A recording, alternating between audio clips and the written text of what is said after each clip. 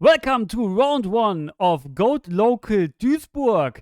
This is a pre-recorded local I recorded 1 week ago to give you guys some content in between the breaks of the live stream of Goat Grand Prix Osnabrück. So again, this is pre-recorded. We will be live again shortly with the action of the Goat Grand Prix in Osnabrück. But right now we are watching Tobias on the left facing Chen on the right in this round 1 match. Chen is actually a very good player. He was only 1 win away from qualifying to Worlds last year because he got top 4 at Goat Grand Prix Osnabrück last year, only losing to Svenny Boy in the semi-final. And he starts opening up here with a Thunder Ring, only getting 1 Thunder Ring in the process. Very unfortunate for Chen here. And then he follows up with a T-set, a monster, and a Spell Trap card.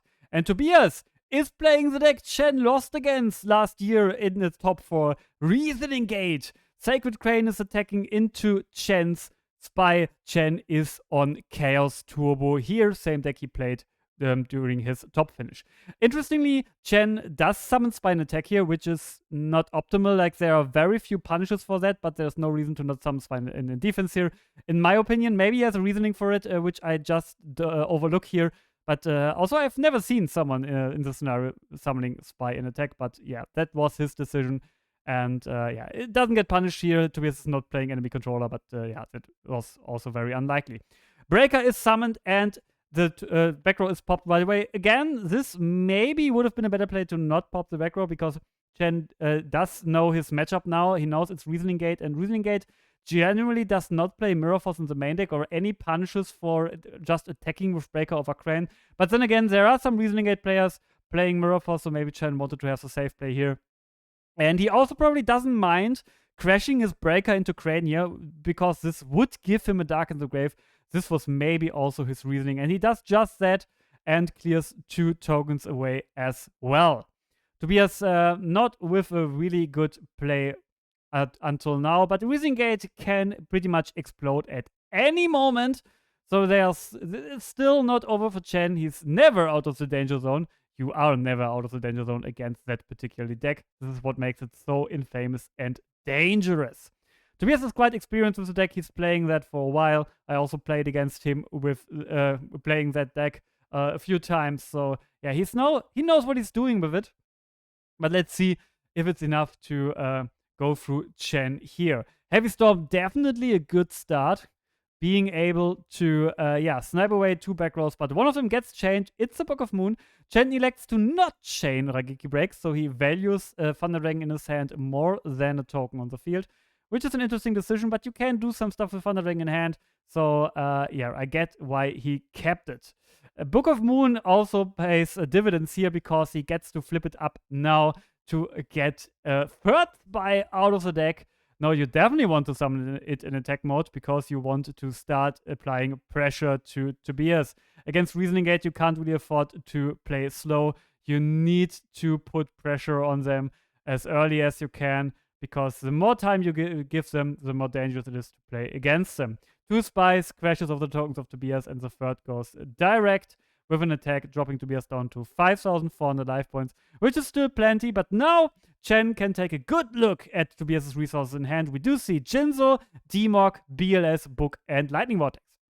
And now the question is, what do you want to shuffle back? You generally don't want to have your opponent having Demog in the deck, so maybe you want to keep that Demog, but also, like, Tobias can discard Demog with Lightning Vortex, which would give him access to maybe a BLS play or a Chaos play later or Prem.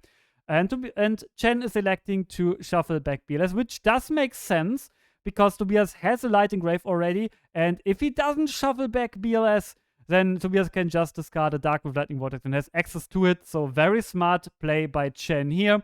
Vortex gets activated right away anyway because you do want to get rid of the bodies on Chen's side of the field. And Demog gets discarded. Obviously, you now have Light Dark in the grave.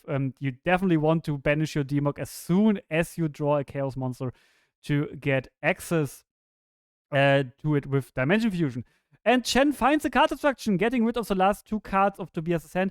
And this is a risky play, potentially. But he does find Kaiku, and that's a cool card here. And now, this is a very important question. Do you want to banish if you're Chen? And the answer is generally no. Because if you banish something here, you give Tobias a better Dimension Fusion play. but he does banish the Soul Light, which is, I think, kind of the mid-ground play, because, you give Tobias an out with Dimension Fusion, but if Tobias gets to out Kaiko here, which is very possible, then he at least can't summon the Chaos. So it's not a question of whether it was a right or wrong play, but I think that play was decent in that spot. It's always a gamble with Kaiko against Reasoning Gate, but Chen was definitely smart enough to not banish a second monster with it as well. Tobias tries to come back with a Snatch Steal, but Chen has Mystical Space Typhoon to counter that. And now Tobias is only sitting on a set monster, and this shouldn't be much of a difference. And Chen, respecting the main deck Morphing Jar, I like it. Reasoning Gate is definitely likely to play that, or not unlikely to play it. There may be some of them playing it, and there was no reason to not play around it. So these are the plays which can make the difference in the long run here. It only was a Crane which he was able to beat easily in battle, and Tobias followed it up in his turn with Upstart and Pot of Greed. So maybe now he has enough resources to combat Chen's board here, but there's still that pesky Kaiko, which is denying Tobias any chance to summoning a Chaos, which probably is the way to come back here. And Chen's main deck Kaiko is working overtime here. Also not a standard card in the main deck, but it's definitely worth its while here. Magician gets flipped, adding Space Typhoon for Chen, and Tobias is thinking if he wants to respond to that. He does have a chainable face down, and he thinks about it for a moment, and he does chain Call to Demok, which is an interesting interaction because now Demok will miss its timing because Call is chain link too. So the last thing happening on the board is not Demok being summoned, but it doesn't matter anywhere because Chen has BLS in hand to attack full game, whether Tobias could have added or not. But that's a very interesting interaction you don't see every often, that Demok misses its timing here, which it can do because it's an optional when effect. This is something you have to keep in mind while playing Demok or playing against Demok. We're going into game 2. If you're just tuning in, this is a pre-recorded feature match of a GOAT Local, which happened in Duisburg a week ago. This is something to fill your time while we are waiting for GOAT Complete Osnabrück to resume, while we are waiting for the other matches to finish. So stay tuned. GOAT Complete Osnabrück action will resume shortly. And also stay tuned because this match is still going and pretty exciting. Tobias did not have any play in his turn, just pass back, which is kind of common for Reasoning Gate. You want to keep your resources in hand and just OTK in your first battle phase. And Chen can at least add 2 Thunder Dragons now, not one like in game 1 where he had 2 in his opening hand. And we once again see a T set by Chen. Crane gets normal summoned from Tobias, and once again attacking into a spy. We did see that one before, and that is a pretty good outcome for Chen. He doesn't lose a monster, and he once again sums in attack position. Again, maybe there are some merits in doing so, but I honestly don't quite understand it. Maybe I have to ask Chen about it when I meet him. But yeah, again, no punish here. Tobias probably is not playing enemy controller, so no need to worry about that right now. And now Tobias, for like the first time in the match, is in a bit of a tank. Is thinking if he can add any more pressure, but he can't or he doesn't want to. He just passes back to Chen, who now wants to deal with it Crane, or maybe just sit on his spies. That is the question he needs to ask himself. Does he feel comfortable enough to not do much here with Reasoning Gate having that many resources in hand? And he wants to definitely apply some pressure, which is a play I agree on. Tribe gets summoned, pops the Crane, and that is 4k damage right here, right now, dropping Tobias down to 3-6, which is still enough to activate Dimension Fusion, which is a really, really important range for Tobias to be on here. He does have way too many resources to be worried about here, and he does have a Heavy Storm. He will get rid of the back row of Chen. He will definitely get rid of it, but maybe Chen can chain it. And he elects to not chain Ring. He could have chained Ring on his tribe here to put Tobias on 2,000 life points, putting him out of Dimension Fusion range. This is, I think, a play I probably would have made here because Dimension Fusion is such a dangerous card. But let's see how it will pan out.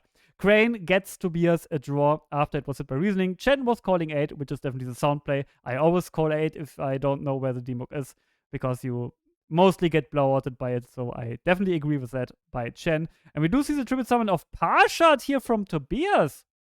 And he attacks over the tribe, dealing 300 points of damage and netting Tobias a card.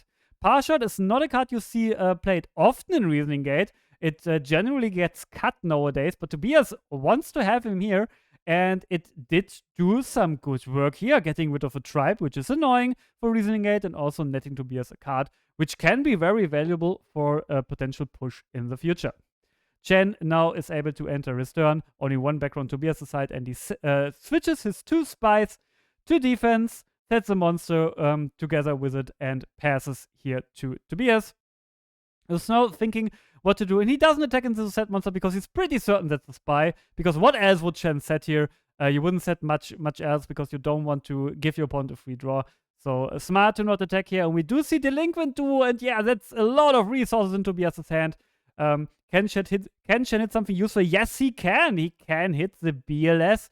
It's definitely not a card you want to lose if you're Tobias. Crane gets sent to grave as well. Tobias actually is playing triple Sacred Crane, also something which is rarely done. But then again, Tobias is not playing the Cannon Soldier engine, so it makes sense to fill out your level 4s with Cranes then, because it's a very good card to hit to net yourself a card. Tobias now thinking what he wants to do. He once again opts to not attack into the very obvious face-down spy there, only sets a monster and passes to Chen. I mean, there are some merits to attack into that spy. For example, like you can now put it away with Lightning Vortex, which you can't do if it's face down. But yeah, he just doesn't want to risk it. And we do see Reasoning from Tobias once again. Chen is once again calling 8 here. We see a Chaos Sorcerer, Metamorphosis, Jar of Greed, Premature Burial, Mind Control, Scapegoats, Token, Thanksgiving, Monster Gate, and finally the Demok. Chen hitting successfully here. But now Tobias has Light, Dark, and Grave. Chaos Sorc was a Dark, and Demok obviously also a Dark there. But BLS was ripped out of Tobias' hands, so one very strong Chaos option is not longer available to him. Let's see if he can still put up something good here. But that's the question Tobias is asking himself, and we do see a very interesting card in the corner of the screen. There's Monster Reincarnation. That is the option to get BLS back. Such a strong card in the Reasoning Gate strategy for this exact reason. If your opponent strips, or if you mill the BLS, you can just get it back. And now BLS is so good with Demok and Crane in the graveyard. And if you now also have a Dimension Fusion, then it could be a complete blowout. But let's see what happens here. We do see the discard of a Giant Tornado. This isn't doing much right now. Chen doesn't have any back row here, so you don't need it. And obviously you do get BLS back. What else would you add in that situation? Tobias is now left thinking how he exactly wants to play it. He obviously slams down the BLS as soon as he can, banishing Demok and Crane. And now it's the question, do we see the Dimension Fusion? Does he have it? Yes, he has it! And that is a punish for Chen not chaining Ring on his tribe. This play wouldn't have been possible if if Chen would have done it. But yeah, impossible to plan that far ahead, maybe, but that's something you could have kept in mind. And Demok elects to add back Metamorphosis. Both players forget that Crane also draws a card here that will be fixed later. Just want to mention it now. And BLS banishes a spy, and we do see Metamorphosis being activated now. It just got added back. And now Tobias tries to go for a game shot with the Gatling Dragon. He needs to hit 2 times. And he would have enough attack power on the board to finish it right here, right now. And uneven is tails, even is heads, and he hits 1 heads. That's not enough to finish it here. So he is left attacking with Gatling Dragon, attacks with a Parshot, and Demok and Crane, which is dropping down Chen to very few life points. We will see in a moment how much exactly, and it's dropping him down to 400. Interestingly, we see the Snatch Steal into Tobias' hand, so he missed the game shot here. He could have snatched the remaining spy attack for game. There's the extra Crane draw. Both players recognize that now. So there's a small mistake. Let's see if Chen can punish that. He only has 400 life points left. So does he find anything in his turn to combat that? We do see a Jinzo also being summoned in main phase 2. That was the extra Crane draw. And will Chen now find anything to turn this game upside down or around or whatever? Chen is contemplating. He has some cards in hand, but it's a very, very difficult board to conquer. He opts to set the card. He thinks again about it. there anything he can do? There's still Jinzo on board as a get ring, and he elects, nope, there's nothing I can do. Better scoop up and go on to game 3, which is a smart decision, I think. So we do go to game number 3 between Tobias and Chen here. This is the decider. This is only round 1 in this tournament. Again, if you're just tuning in, this is a pre-recorded tournament which was happening last week ago. Last week, which I prepared for you guys, that you have something to watch in between rounds. We are still here at the live stream of Gold Grand Prix Osnabrück. The live stream will continue shortly as soon as the next round can start. Chen now sets a monster and a spell trap to his field, and Tobias is on 6 cards in hand. 6 cards are plenty for the Reasoning Gate strategy. So much you potentially can do with 6 cards in your hand if your deck is as explosive as Reasoning Gate is. He only sets to background Chen once again, opening his Gravekeeper Spy. All 3 games it stood there strongly by his side.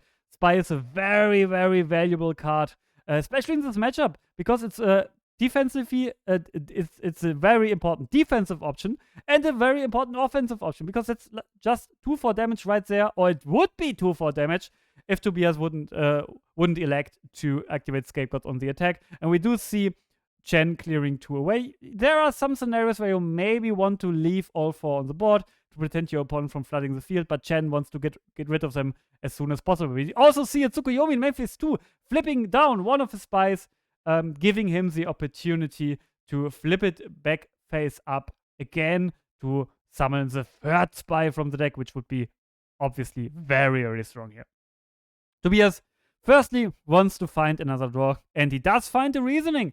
And once again, Chen is asking himself, or better, Tobias is asking Chen the question, what is the lesser evil? What do you want to get hit by? What do you want to hit here? And Chen once again calls 8, and the hit is number 6 with Jinzo, and now Chen's trap is useless.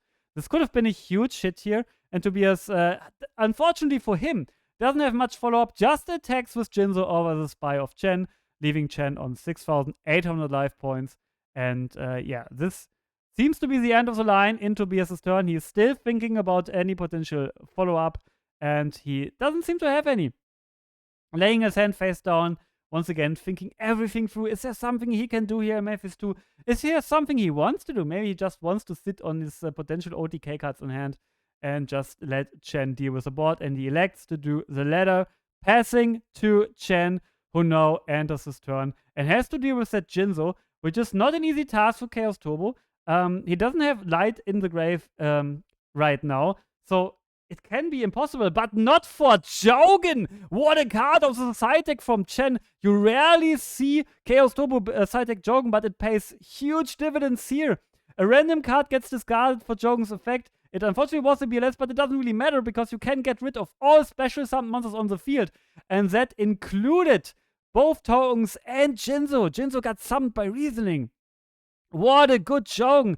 And now Chen is sitting on the Jogan, and Tobias has to find an answer. And we do see a lot of powerful spell cards in Tobias' hand, which do nothing against Jogan. And that's one of the biggest downsides of Reasoning Gate, that there are just some cards. If your opponent summons them, like Spell Canceller, like Jogan, like you're just dead, you can't do anything against it. And they are rarely seen in side decks, but if they are seen in side decks, it's just a disaster for you. And Tobias just is only able to pass here.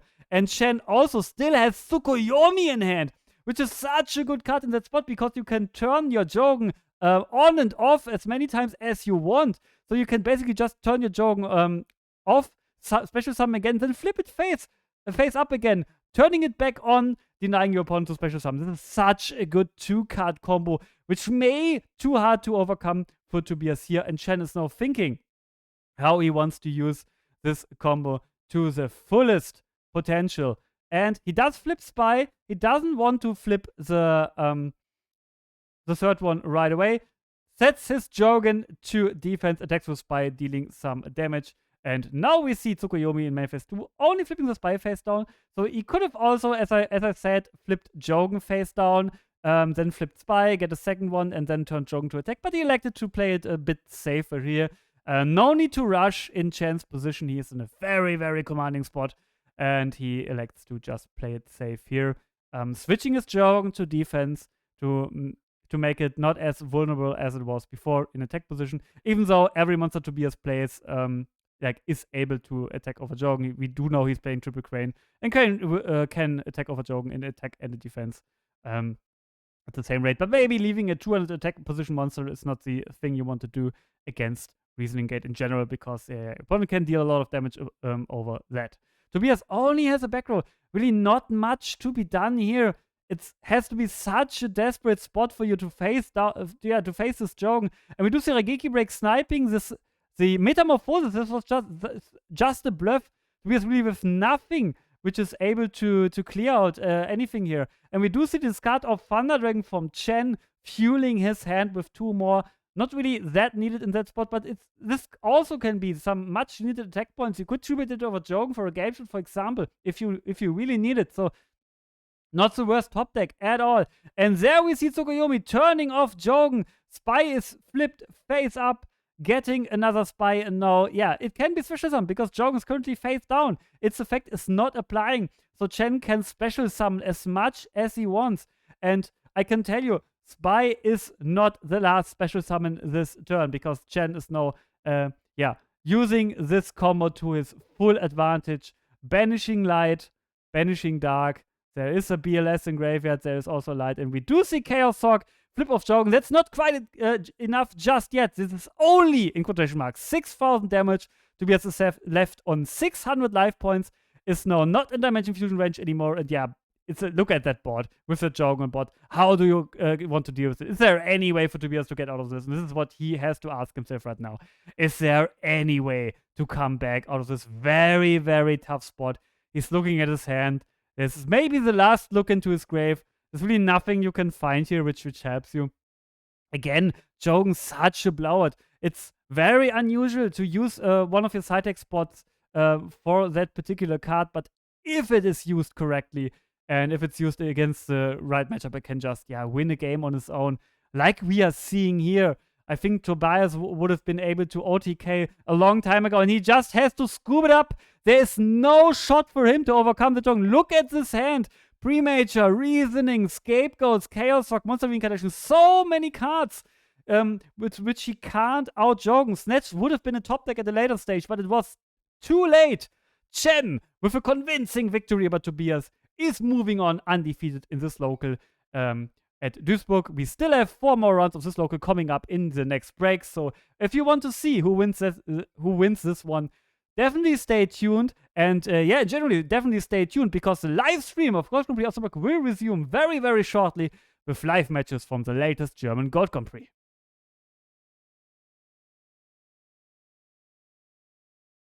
A very warm welcome to this pre-recorded feature match of the Goat Local in Duisburg, which happened 1 week ago. Once again, I pre-recorded this local to give you guys some content in between matches of the Gold Grand Prix in Osnabrück. The live stream will resume shortly, but until then you can watch these exciting matches here. We do see Jonas on the left against Torben on the right, and Jonas actually is the defending champion of that particular Gold Local in Duisburg. He won it the previous month, and he wants to go back to back. We are in round 2, and both of them are undefeated until now. And Jonas is playing a very, very interesting deck, I can promise you that. And also Torben, with some creative decisions. Both players are also, there today in the venue at Osnabrück. And so maybe we see or saw them already on the feature match there. It's also very exciting. Like almost all of the players I featured in some matches in these pre-recorded locals are also in attendance today at the Gold Grand Prix. But now Torben, he did activate a Pot of Greed, which gave him 2 cards, and now he's thinking what his follow-up can be. And he has a card in hand, and that's Exile Force. This is able to destroy the monster on Jonas' side of the field. And it was a Magical Merchant. We see Swords of Revealing Light main deck by Jonas, and this maybe makes you curious. What kind of deck is Jonas playing? And I can promise you that you are not prepared for what you are about to see. We will see some very spicy action in this match from both sides, definitely. Jonas with a lot of strong cards in hand here, and he does set a monster. If you looked at Jonas' hand closer, you maybe caught a glimpse of it, and you maybe know what will happen next. But if you don't, I don't want to spoil it for you because it will be something massive. Torben now has 2 cards on board he definitely wants to out. And one of them gets outed right now. Mystical Space Typhoon gets rid of Swords of Revealing Light. And there's a DD Silent. Torben on some kind of Earth deck. What exactly I will show you. We will see in a moment. Because the monster from Jonas was an Cyber Jar. And Cyber Jar gets Jonas some amazing cards. He gets a Morphing Jar, a Mirror Force, a Cyber Stein, Scapegoats, and Lily. And we see Torben is playing an Earth Zombie build. Very interesting. We do see Vampire Lord together with Lily, Heavy Storm, Dust Tornado, and Smashing Ground.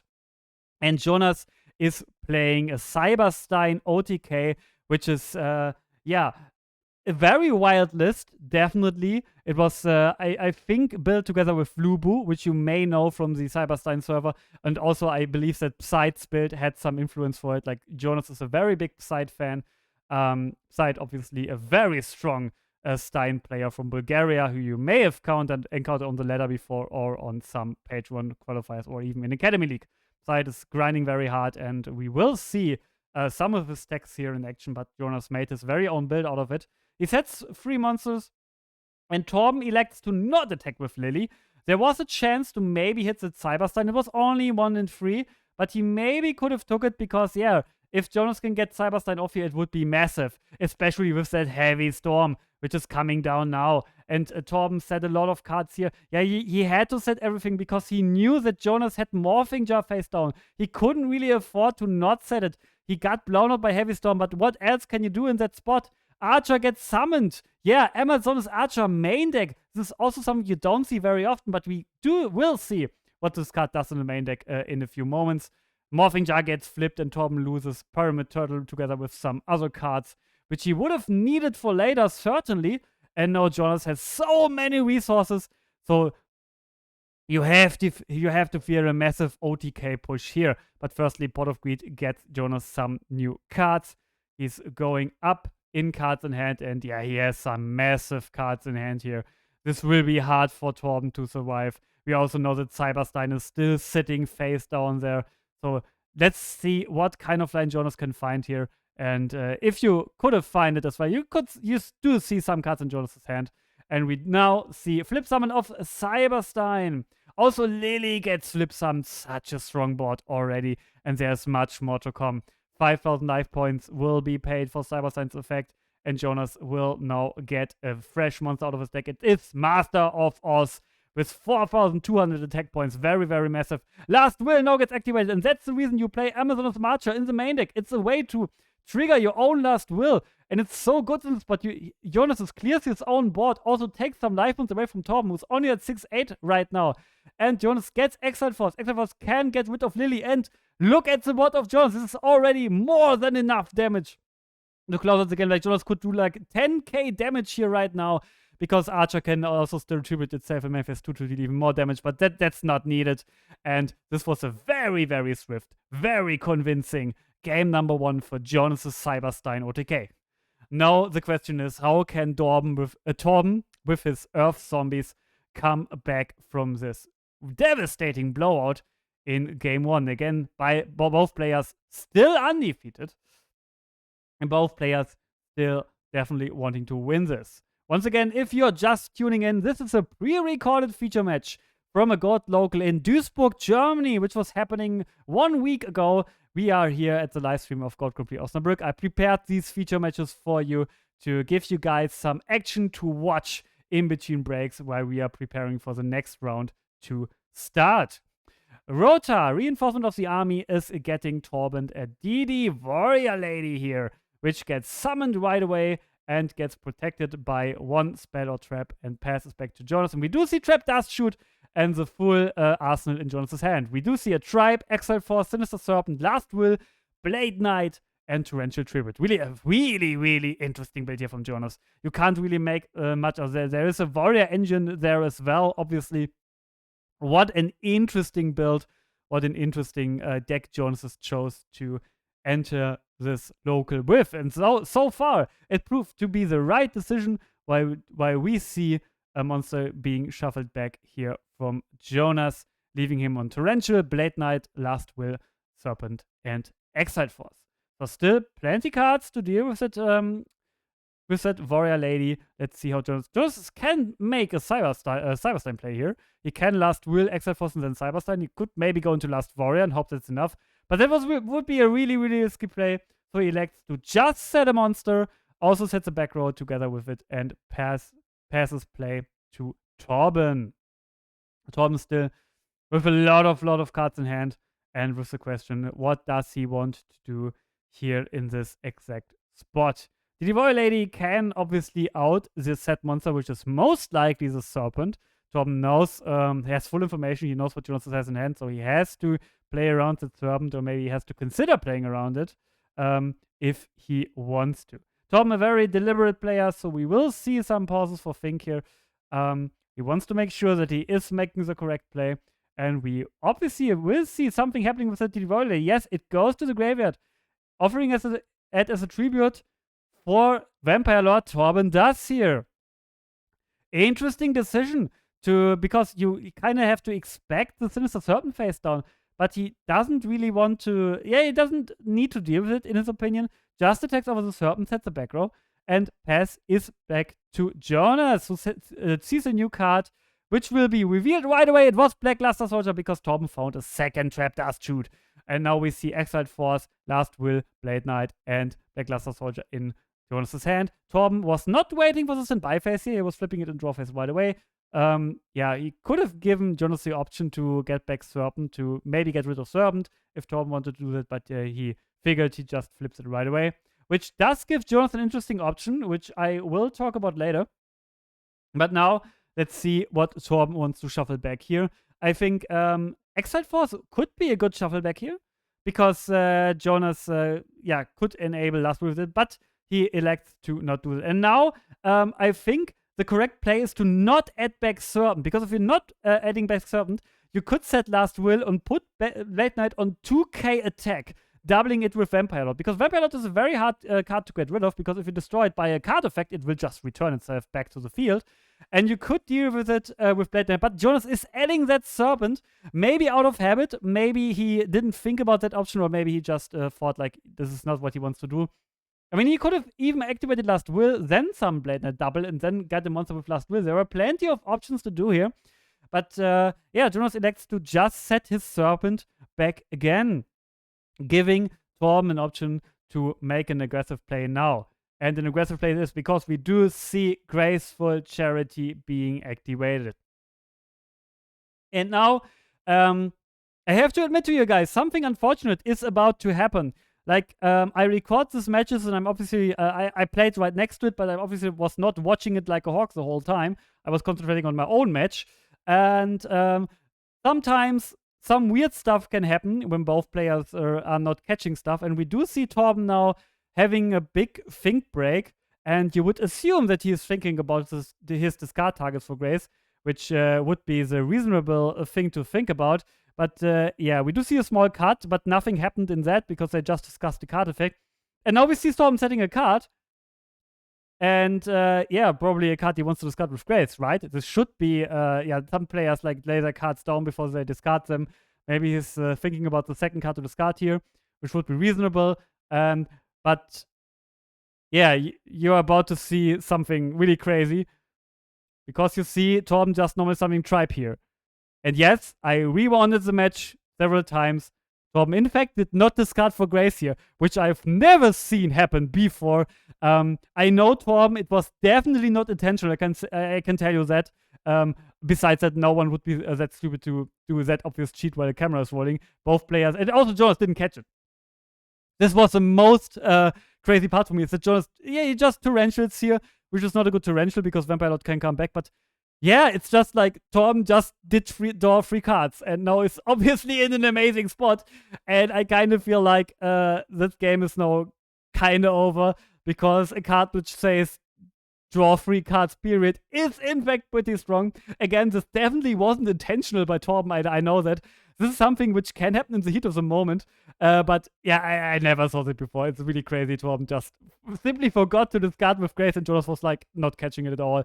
And I'm pretty sure if Jonas and Torben are watching this back, they will be like, oh my god, what happened there? But like, I'm pretty certain I did stuff like that before. Sometimes you watch your matches back and you think, what did I do there?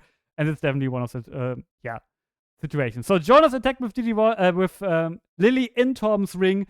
Torm gets to return Vampire Lord back, and yeah, what can I say? This match is pretty much over. Drawing 3 cards with Grace is pretty strong if you're not discarding anything. Torm now has some really strong attack power on the board. That torrential play really didn't pay dividends. So yeah, Jonas gets punished for not doubling his Blade Knight into Vampire Lord because he can't get rid of it now, and Torm gets rewarded for tributing it earlier.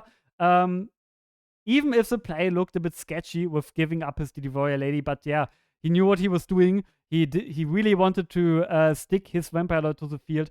Jonas now has to remove a trap card out of his deck because Torben calls trap with Vampire Lord's effect, which is a mandatory effect, which many players tend to forget if they play zombie. I have to remind players a lot that they have to trigger their effect. And now Jonas is entering his turn.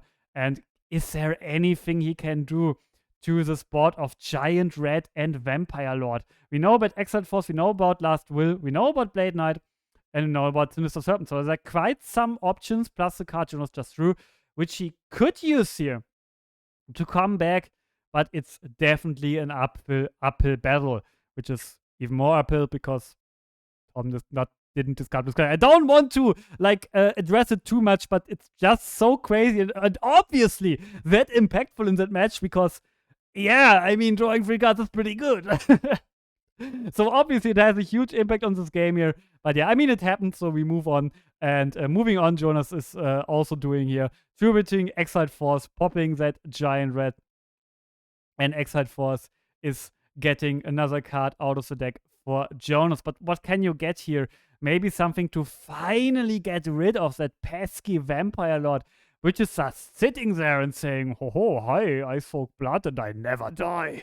And never dying he is. He's just sitting there. He came back from the dead one time already. And Jonas is just opting to summon a Zangan in defense. He just needs some protection here. We do see a BLS in hand, but neither light nor dark in Jonas's grave already. He could have summoned Blade Knight, Last Will, attacked into Vampire Lord with Blade Knight, summoned Zangan with Last Will, then attacked into Vampire Lord with Zangan, and then some BLS in main phase 2. This was a possible play, but he elected that it's not necessary to do just now. Because he's not in an immediate danger of dying. And Jonas is summoning Gigantus here. We do see Smashing Ground, Pre-Major, and that's it!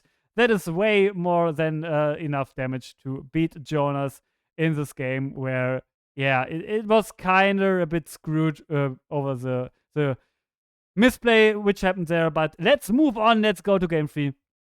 And let's see if Jonas can bounce back here. He starts off with a T-set. And yeah. Torm definitely has a deck which is a bad matchup for Jonas because Torm's deck is very aggressive, is very fast, and that's not the kind of deck you want to face necessarily while playing a strategy where you need to assemble an OTK. So you rather like to play against slower decks like Turbo or Control, which give you a lot of time to assemble your OTK, but Torm really doesn't want to give you any time. That's why he plays Earth Monster and Zombies. And warriors like level 2, which is also an Earth Monster, coincidentally, and strongly. And once again, can deal with that Magical Merchant without it doing anything. Magical Merchant is such a fascinating card in this deck. Doesn't look like the best synergy, but Jonas definitely will have his reasoning for playing it. And now we once again see Trap Dust being activated by Torben.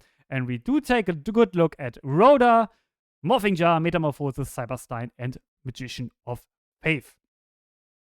If you have your level 2 in hand, you have to deal with the Cyber Stein, I think, if you are able to protect level 2. Because if you're not able to protect level 2 by the coming Rhoda play, you maybe want to get rid of the Morphing Jar because the Morphing Jar can be a huge blowout, obviously. And Torben takes a good look once again what to get rid of here. This is like the first really calm moment of the match. Both players taking in some time, which is reasonable. There was a lot happening, a lot of action-packed dueling. And Torben, in fact, gets rid of that Cyberstein, which is understandable because it is the most scary card you see in a vacuum in Jonas's hand. But now Torben really has to acknowledge that he has to deal with that Morphing Jar. So he has to try to keep his level 2 on board to be able to do that But let's see if that is something which he is capable of doing, or if that's something he can't afford to do. This is we will see that in just a moment. Jonas with 4 cards in hand now, obviously, because his 5th card got just stripped away. And if you're Jonas, what do you do now? I mean, you have to try to get rid of that level 2 as fast as you can, because you have 2 very strong flips in your hand, which you both want to resolve. But so I think your play is to just go into Exiled Force here, because Exiled Force is pretty hard to out for Torben. Even like you can't deal with a battle trap against it. And yeah, Jonas is definitely contemplating adding that Exiled Force. Also playing around the second Dust Shoot, which is smart. I mean, Torben also could have chained the second shoot. But yeah, and we do see Blade Knight. So Jonas is thinking, okay, his back row isn't that scary for him at that moment. So he tries to deal with it level 2 the old-fashioned way, with attacking it. But will Torben allow that? He kind of has to, because Trunade was a card set. So no chance for Torben to respond to that Blade Knight now, which explains the play of Jonas. Very smartly played. Level 2 is being dealt with, and Jonas just passes back to Torben. But yeah, Jonas is sitting with 2 pretty good flips. We also saw like a set card right before he passed, which is okay. Some miscommunication happening there between the players, but they all figured it out. It's all good. Very friendly atmosphere here in general. It's just a local. Both players are here to have fun. And obviously you want to win if you enter a tournament, but it's not that serious like a Gold Grand Prix, which is happening right now, which I want to remind you of. And we do see Grace by Torben. And I can promise you one thing. He does discard 2 cards this time. But while we are waiting for him to select his discard targets, once again, a reminder for you guys. This is a pre-recorded feature match from a Goat Local in Duisburg, Germany, which was happening 1 week ago. We are in the live stream of Goat Grand Prix Osnabrück. We are currently on a break. We are waiting for the current round to finish and for the new round to start. These feature matches are there for your entertainment, that you have something to watch in between rounds, that you have basically non-stop dueling action today, which you definitely deserve, guys. So yeah, I'm pretty pleased to be able to give that to you. While we see Torben discarding Smashing Ground together with a Gyakugiri Panda. So he is anticipating some goats on Jonas' side, which is, reasonable card to anticipate. And we do see Breaker here from Torben. And Torben now makes a mistake because he knows it's Metamorphosis. He saw it with Trap Dust Shoot, so no need to use Breaker's effect before the battle phase. Like, if you want to get rid of the Metamorphosis, you can do it in main phase 2. You can take that extra 300 damage while you can. But Torben doesn't want to do it. And he has Duo in main phase 2 after the Snatch play. So Jonas is left without any resources at all here. I think a player would have liked more would be just attack with Breaker over Blade Knight, shoot Metamorphosis in main 2, and then Duo. Then Torben would have kept Snatch still in hand. But he made the very aggressive choice. And now Jonas, he just top decked. He has nothing else. This should go into Torben's direction after he found Grace and shoot in 1 turn. What a blowout here. Premature Burial is a very strong follow-up. Being able to summoning level 2 to the board, dealing with that face-down monster, and he tries to do just that. He has to reduce his life points by 800 first, of course, because Prime has a cost, but he is still sitting comfortably at 5 life points. And Jonas top-decked into a Serpent, which is kind of a lesser evil here, because he can get it back, even though level 2 came. And still, Jonas took a lot of damage here, is down to 3,200 life points, and he needs to find a card which turns the game around right now. Otherwise, he would die next turn. And he does find it! He does find Heavy Storm from the top! What a top deck! You couldn't draw better in your dream if you wanted to, because you can get rid of all cards by Torben, which includes Premature, which was holding level 2, and the Snatch Steel, which was, holding that Blade Knight. And now Torben gets a bit punished by overextending this with Snatch, because there was really no need to. He could have held it. And I understand why you want to go for the aggressive play, but it backfired big time here. Jonas now only with Serpent left in hand, obviously, but with that Blade Knight on board, once again with the field pressure, and Torben has to find an answer against that one Blade Knight. Jonas sets his Serpent next to Blade Knight, and it is Torben's turn with 2 cards in hand. Are these 2 cards enough? Yeah, maybe not, so better have 3 cards is what Torben was thinking, because he rips Pot of Greed. He's right back into it. What a back and forth exciting game 3 here. He sets the back row and passes it right back to Jonas, who finds another card and now finds himself digging through Torben's graveyard, looking for something he needs to worry about, but he just extends with his nearly freshly top-decked Sangan. If you get Mirror Force or Torrential, it's okay, you still get the Sangan Search, so you can just go for it. And Blade Knight goes for it, runs into Sakuretsu armor, and Sangan is then able to bite out some life points out of Torben, who's now left with 4-1 to Jonas' 3-2. And he doesn't find any monster here. Jonas is once again back to his turn. He finds a card. The question is, does he want to commit it? Once again, does he go for it? Does he rely on his Sangan? What's his game plan here? He's thinking about it long and hard, and that's understandable. We are here in game 3. This is it. This game will decide the outcome of this match. And no one from these 2 players wants to make a mistake here. They want to keep undefeated, keep staying undefeated, because they also want to win a match on camp, because they knew that they were filmed for the live stream of Gold Grand Prix Osnabrück. And yeah, they knew what was at stake here. Sangan attacks directly, so Jonas doesn't commit any more cards to the board, leaving Torben on 3,100 life points, and he just passes right back. And we do see Lily in Jonas' hand, so he could have gone for game last turn, but he wants to play it very safe, attacks again with Sangan for another 1,000 damage, and then sets a monster here.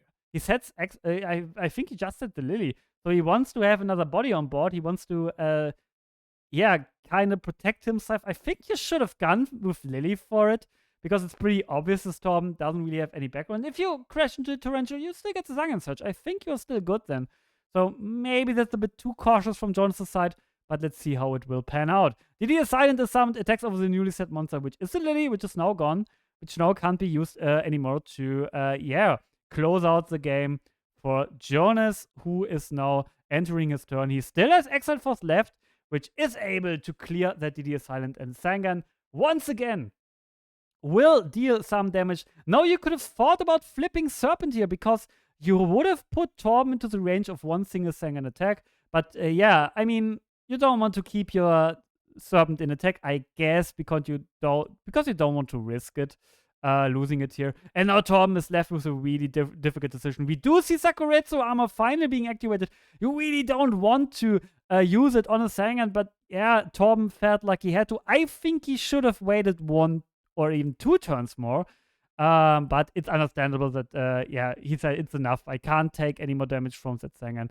I need to put a stop to it, but this is giving Jonas maybe a very important search into his deck here, and he does search for an Amazoness Archer. And Torben is on 2,100 life points. Archer can deal 1-2 with its effect. So it can be very, very valuable later here. Let's see if he's able to use Archer to its fullest potential. We also see a Torrential Tribute going face down. The possibility to maybe clear out Torben's spot if he overextends. But he has the MSD in hand, like on the field. You know what I mean. He had it on field. He flipped it in the end phase and destroyed Jonas' Torrential with it. What can Torben do now? He does know. He has full information. He knows that Serpent is face down. He knows that Archer is in hand. So he should be able to use this information to his full advantage. And he sets the back row here. So he seemingly doesn't have an aggressive play here, which is unfortunate, with such an aggressive deck to not have an aggressive player. And this could make all the difference. Will we see a follow-up to the set card by Torben? This is the question which will decide the match eventually. There is Exiled Force attacking over Serpent. Yeah, you don't need to use the effect here. You know it's Serpent. But, I mean, Jonas now has Archer, which can attack over Exiled Force. But I still agree with the play. Otherwise, Archer could have maybe gone for game here. Blade Knight tries to attack, but it's the Sakuretsu armor of Torben, another one. So no, Torben maybe has a game shot here. He needs he needs 2,200 attack points more than he has on board right now. And he looks into his graveyard. This is telegraphing a Gigantus. And this could be huge here. Maybe Torben can finally put an end to this game put an end to Jonas' effort and end it right then, right now. And he certainly tries to. He banishes Gyakugiri Panda. And we will see the Gigantus here. And Jonas is just thinking, okay, it's over. I lost. But no, Jonas, you still have some life points. And he's realizing it now. He still is left on 300 life points. That's not quite enough damage on board. Torben couldn't find the game shot here, giving Jonas one more opportunity, one more shot to maybe turn this around here. And he does find Grace. What a top deck here. Jonas definitely finding these all-important top decks in these crucial spots.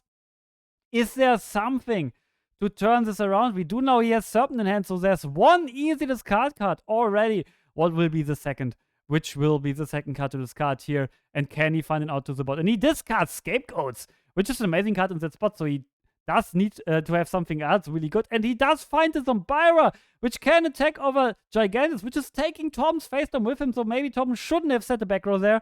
Because, yeah, if you can out Gigantus, Gigantus will out the Heavy Storm with it as well. And now Jonas is sitting at the Zombira. Torben on 1-9 life points, by the way. And now Torben, yeah, has to out that Zombira with Exile Force, otherwise he, would just die. And now he found a real Giant Red. Can he attack for game? Is that it? No, because Jonas found a second Scapegoat. He drew just 2 Scapegoats with Grace. Obviously, otherwise he wouldn't have discarded the first one. Because Scapegoat is all you need to keep to stay in the match. And not only stay in the match, but to win the match. Because now it's over. Jonas has Archer in hand. And he has no 4 monsters with that Archer on board. This is enough damage to end it right here. Because Archer can offer 2 tokens as tribute to deal 1,200 damage to Torben. And then offer itself and the last token to deal the final blow to Torben, which will conclude this very, very exciting match here in Jonas' favor, who wins against Torben in a nail-biter with 2-1 and will move on undefeated in that local. Once again, this was a pre-recorded feature match. We will see some more matches from that GOAT local in future breaks. Other than that, we will resume with the live stream of GOAT Grand Prix Osnabrück very shortly.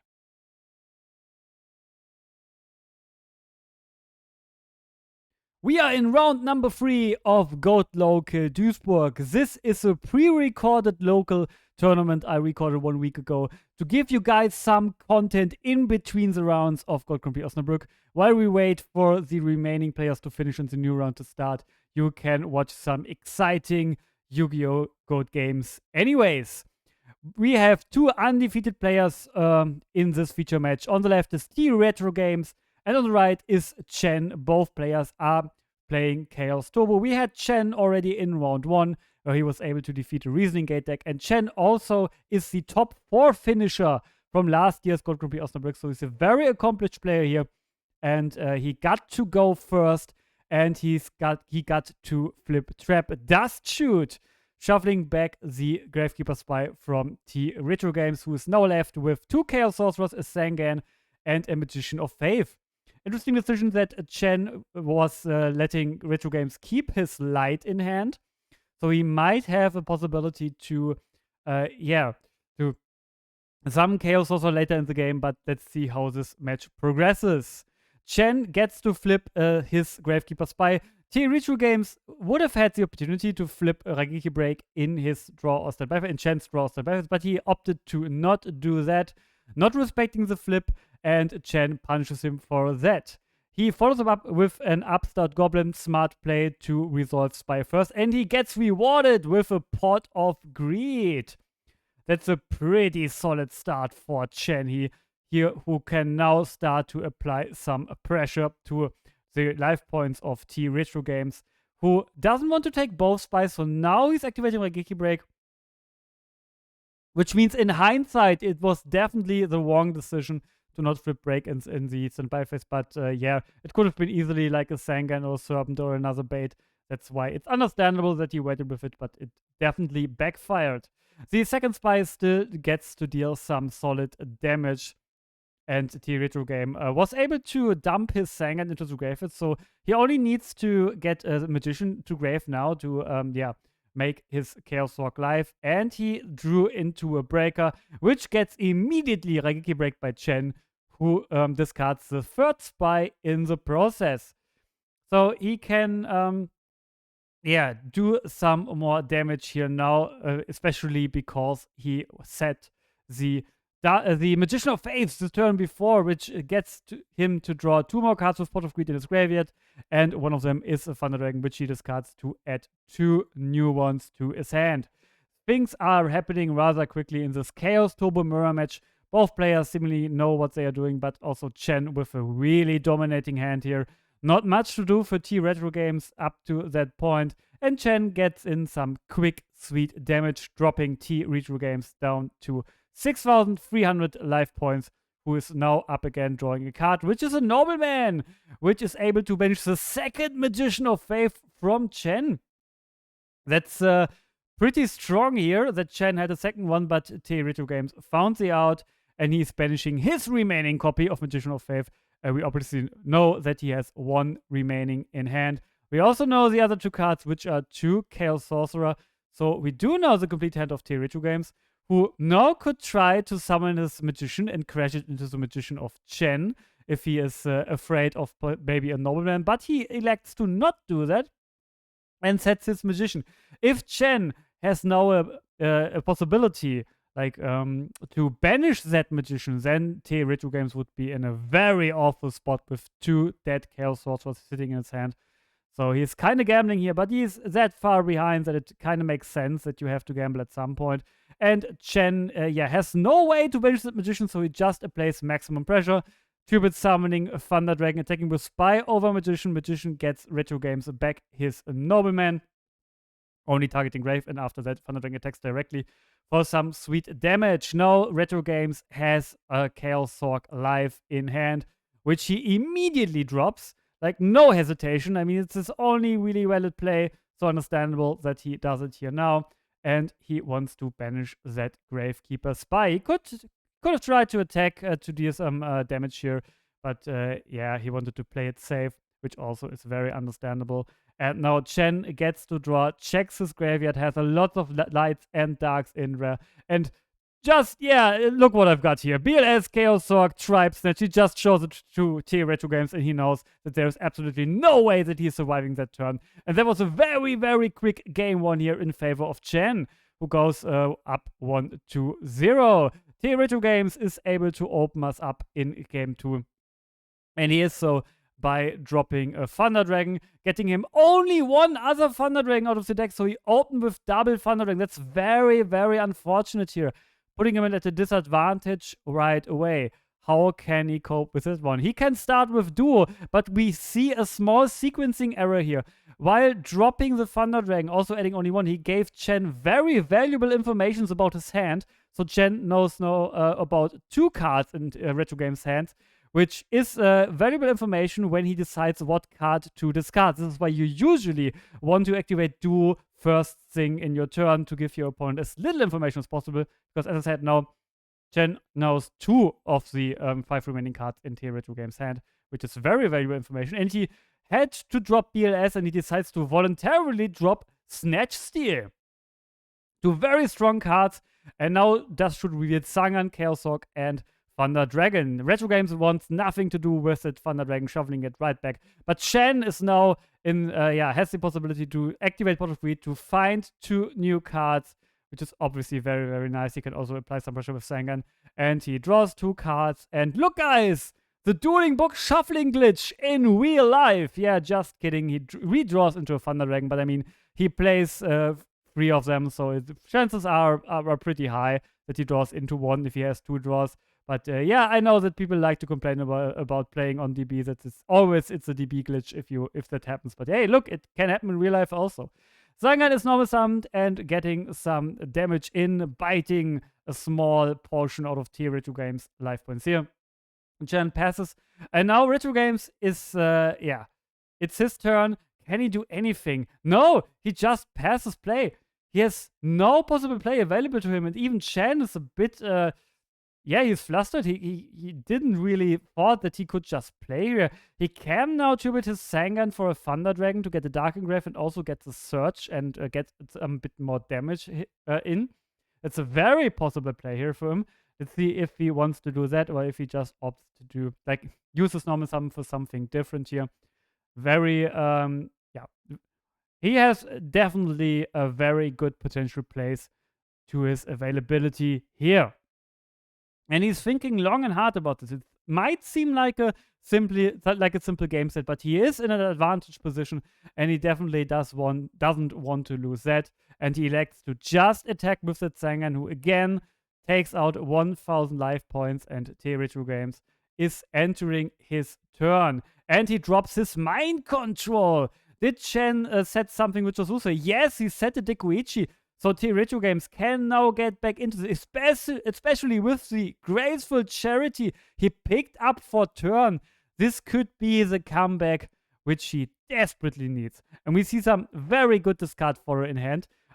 Which I want to point out is that he is holding Night Assailant and Dekuichi. So he could pitch Night Assailant plus Dekuichi here, netting back Dekuichi, having a Dark Engrave. But he elects to pitch Night Assailant and Thunder Dragon, which I think is a small mistake here. Because there's no need to pitch that Thunder Dragon. He already has a Light Engrave. And why not just pitch the Night Assailant? And I mean, you reveal your Dekuichi to Chen, but I think that's a small price to pay for keeping one more card in hand.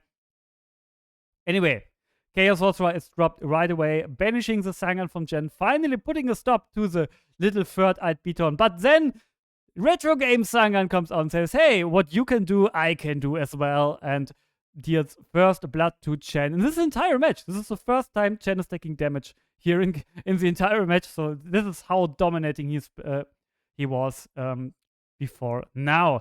But now Retro Games, for the first time in this match, has put something on the board where Chen has to think about how can he handle it.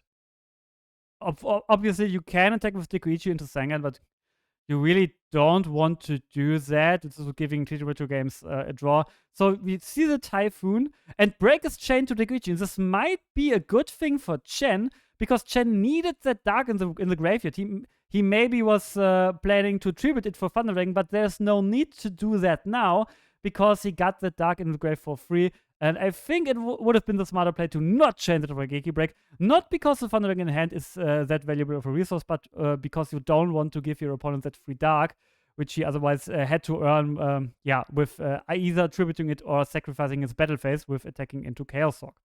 This would also been a reason to summon Chaos Hawk in defense, by the way. Then Chen wouldn't even have a possibility to crash his Dekuichi there. And we see the banish of a Light and Dark. And there's Chaos Hawk for Chen. He's banishing the Chaos Hawk of Retro Games. But he's not finished that. He's tributing that. And dropping the second Chaos Hawk as well. Banishing Zangan. Very, very aggressive play by Chen. Putting everything on the table. Which is quite risky because Chen already dropped his Black Luster Soldier earlier. He had to drop it because of Duo. So he has no Chaos left. All his Chaos monsters are on the table. Also, he has no Snatch Seal left. Which he also dropped with Duo. And the Chaos Hawk gets banished by Mind Control, so Chen is pretty much left with no real win cons here. I mean, he still has Breaker, Tribe, and some beatdown monsters potentially, but yeah, he put everything he got into it. I mean, it left Retro Games on 3,400 life points, which is not much. So there are a lot of card combinations which can clean it up for him. Thunder Dragons attacks over Dekuichi, and Retro Games punishes that with a Breaker, who gets to deal some damage to Chen and defeats Thunder Dragon in the process. Chen's turn once again, and he tries to out that Breaker now. Let's see if he has some cards which are able to do just that. And yeah, there were a few more monsters banished, then small mistake in the graveyard, but it was fixed immediately. No issues there. Chen has no Chaos monsters left, so it wouldn't have mattered anyway if they didn't catch it, but luckily they did. Tsukuyomi is summoned.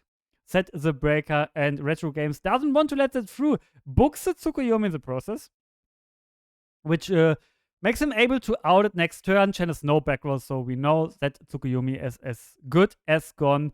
Breaker gets flipped, attacks over it, and Tsukuyomi books it in the process, making it vulnerable to almost any monster in Chen's deck. But Retro Games has another back row, maybe is able to stop that. Kaiku is being summoned. That's one of the few beatdown options Chen has available. Attacks over Breaker, and Retro Games has to find something, and he tries to do it with another Jar of Greed. He quickly flips here. Is left on 3 cards in hand. That Kaiku makes it impossible for him to summon a Chaos right now. I don't even know if he even has a Dark Engrave. Yes, he has. He has Breaker Engrave, and he also has Light. He only sets a monster, and Kaiku will know potentially try to attack over it and put some more pressure over Retro Games. But let's see what Chen is ultimately deciding. He is attacking, and it is a Gravekeeper Spy, which Kaiku runs into, which costs Chen some more life points, but very small amounts at a time.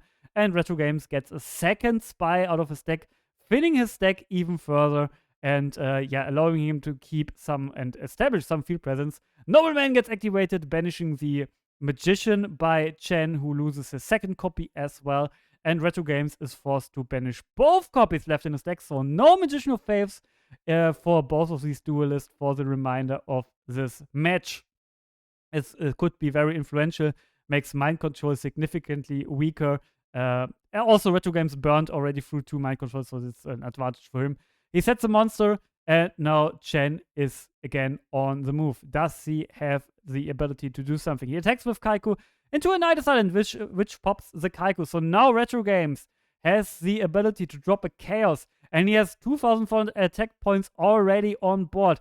So Chen should be on alert here, on high alert. If he doesn't clear the spies, he might be in a range for something dangerous. This is why he's summoning Tribe in phase 2, discarding Thunder Dragons and popping the spies. Can Retro Games do something here? Just sets the back row and passes back to Chen.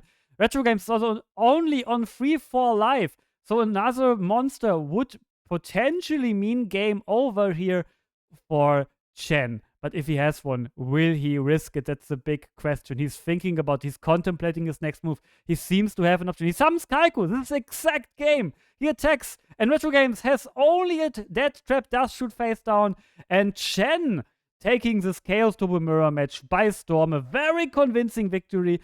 He drew pretty well, but he also did some small, very good plays. I feel like Retro Games made some very small mistakes, which, maybe added up in the end, but definitely Chen deserved victor here. That concludes this feature match. Once again, the reminder, this is a pre-recorded match, and we will continue with live footage of Gold Grand Prix Osnabrück very, very soon.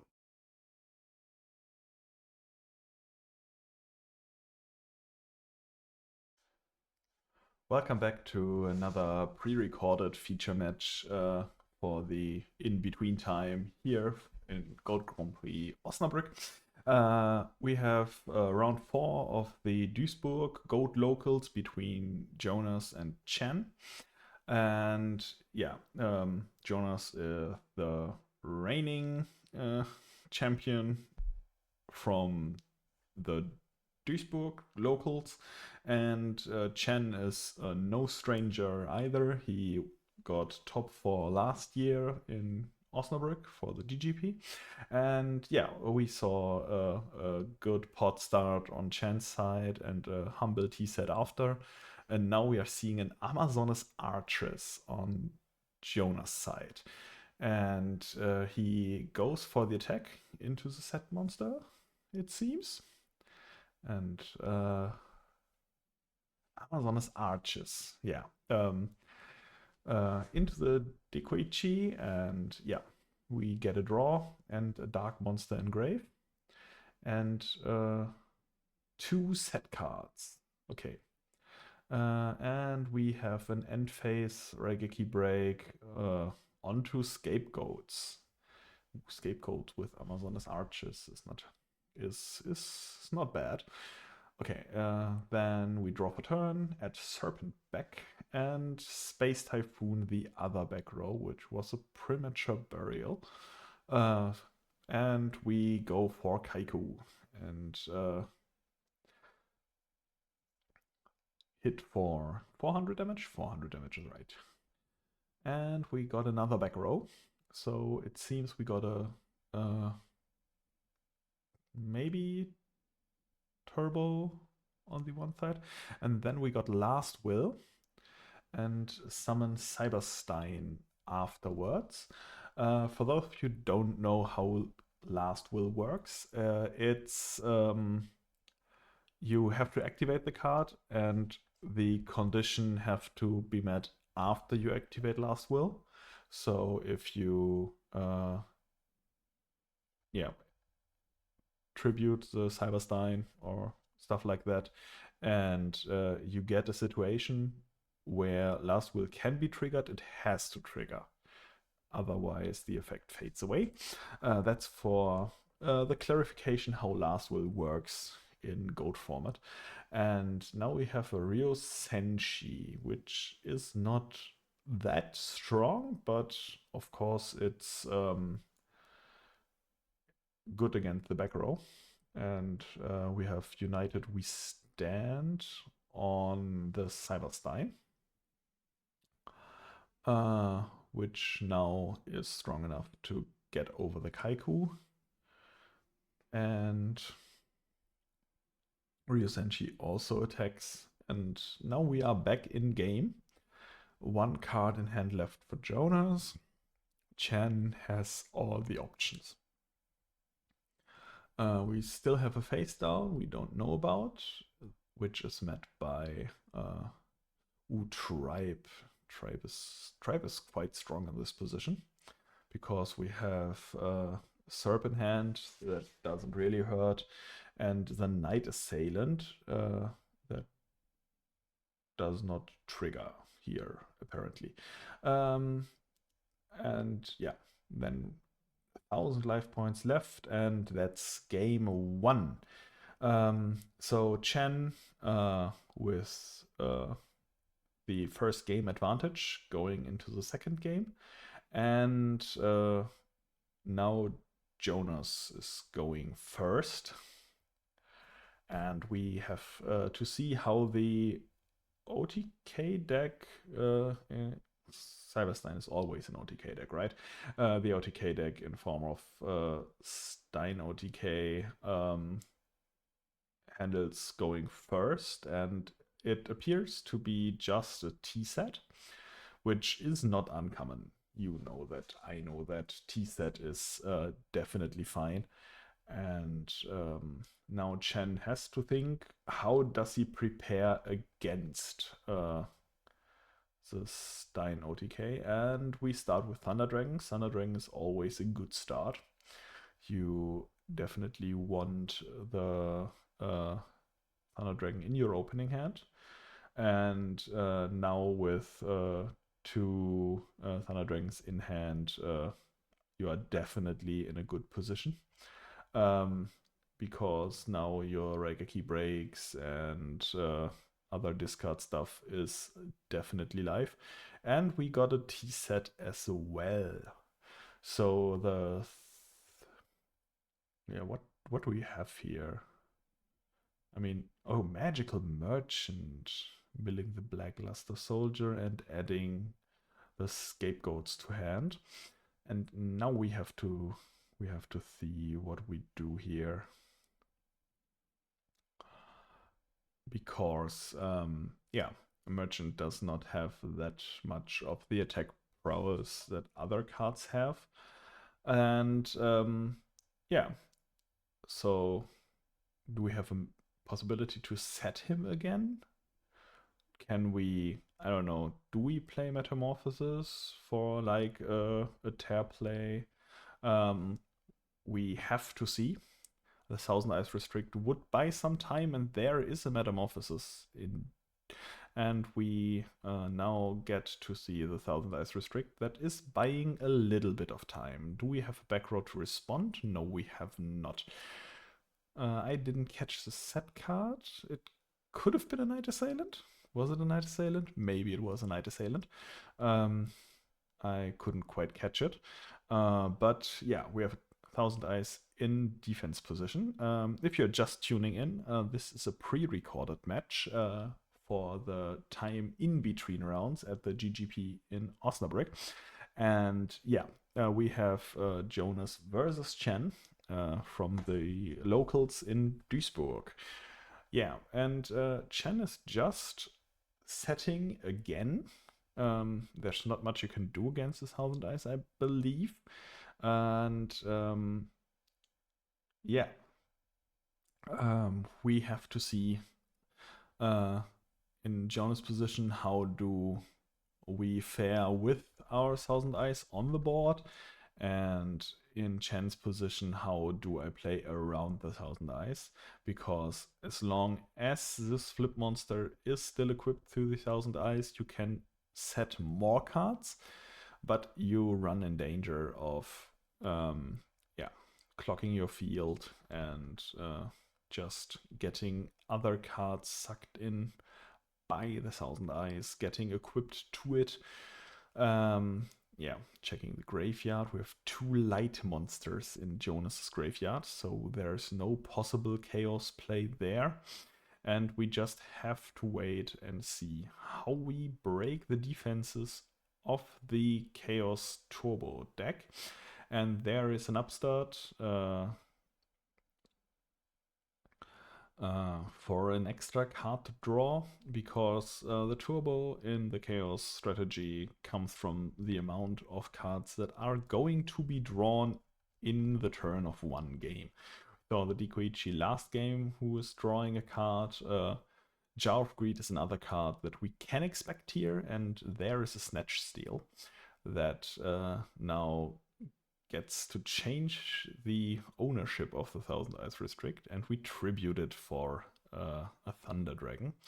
That's another good out, because Thunder Dragon has 1600 attack points and ties with most normal summons that are commonly played in a lot of decks. But we have seen the Amazoness Arches and the Magical Merchant, and it's definitely bigger than those two. So yeah, leaving with an open Thunder Dragon isn't that bad. Now we got the Scapegoats and got 4 more monsters in the end phase. And yeah, now we have to see how we get our OTK strategy online in Jonas's position, because we are 1 game behind, and playing into 2 back rows is kind of difficult. If you don't get spell trap removal, playing into a set card is also kinda hard. And there is our Call of the Haunted, and we are summoning a 5th level 1 monster. So we have 5 level 1 monsters on the board and an active Last Will. How do we do this? There is the Giant Trunade. Ooh, and the Giant Trunade goes back to hand, and then the Magical Merchant goes to the graveyard. Oh, or we just pop our Magical Merchant with the Ring of Destruction. That's fine as well.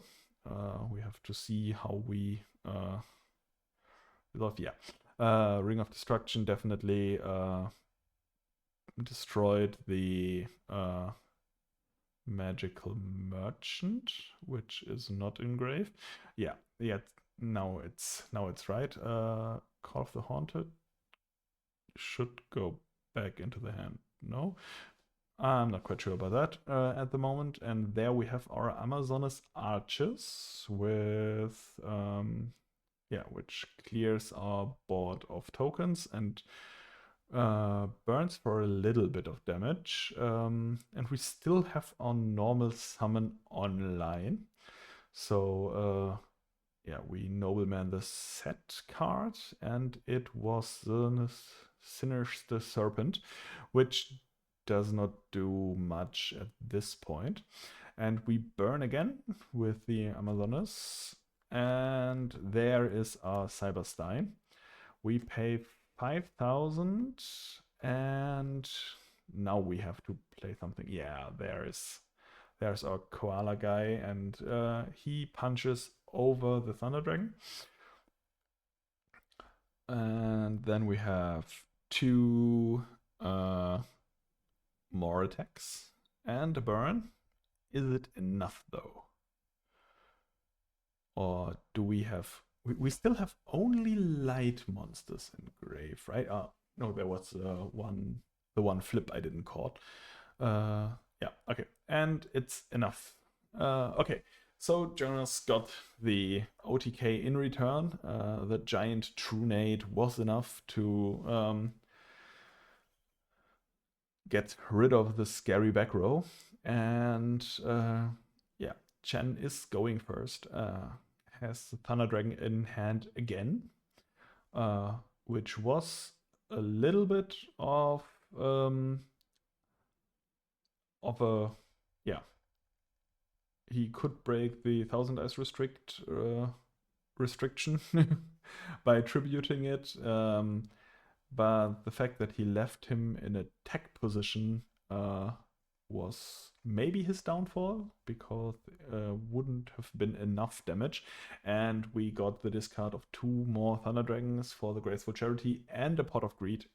So we have every card in the deck in the hand right now.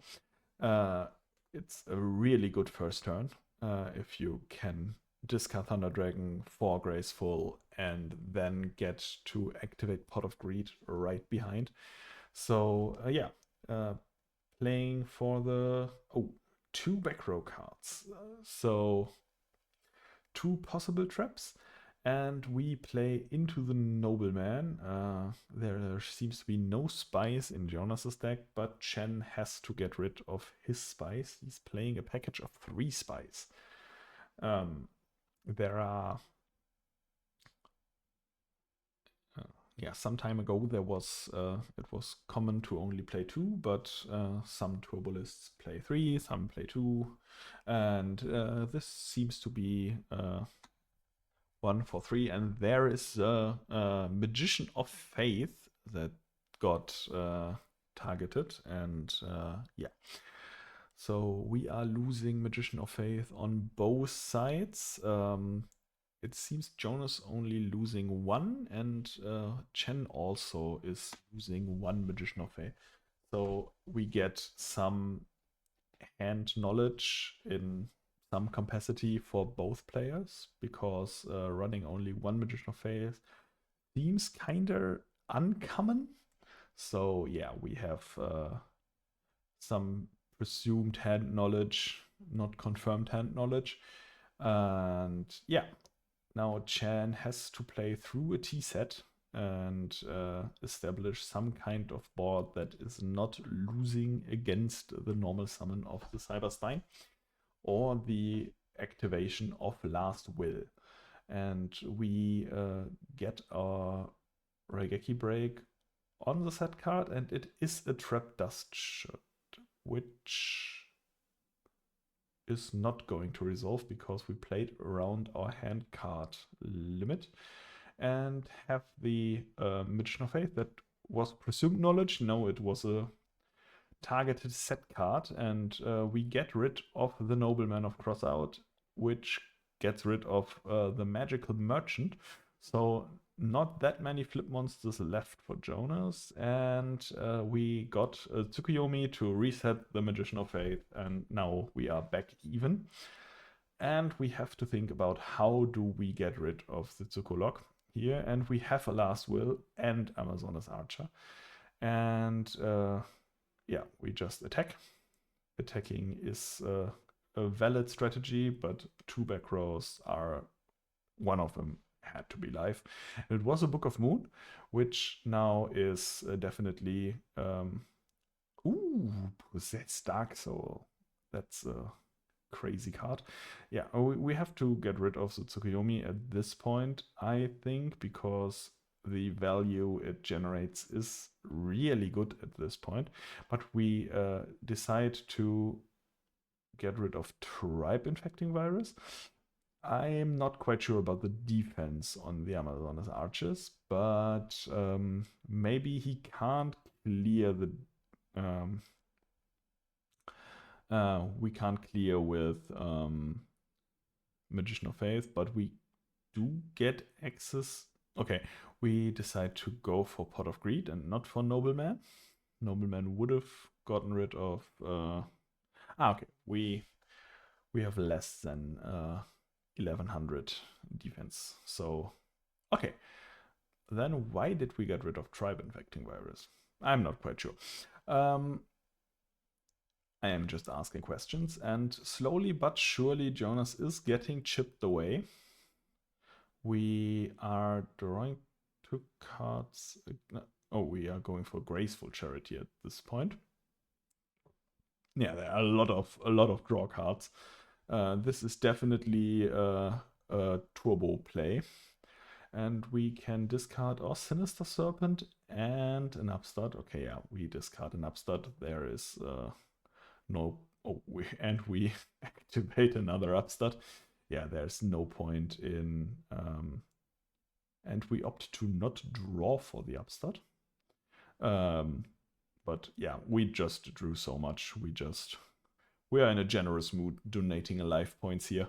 And we are attacking again for 1100 and setting our Magician of Faith, having 2 cards in the back. There is the Cyberstein trying to get rid of the Magician of Faith, and we have a Mirror Fort that's meeting the Cyberstein. So yeah.